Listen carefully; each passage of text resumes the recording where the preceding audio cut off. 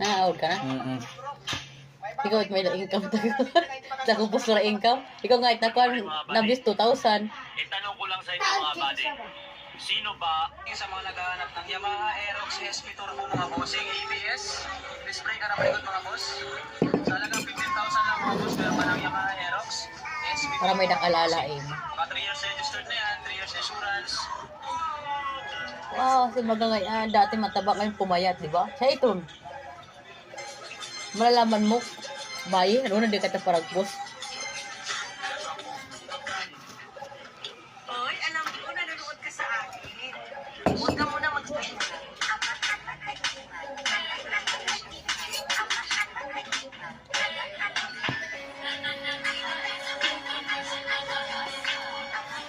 Imagine, sa halagang 999 pesos, meron ka lang laptop dito sa kanilang bodega. Napakasulit ng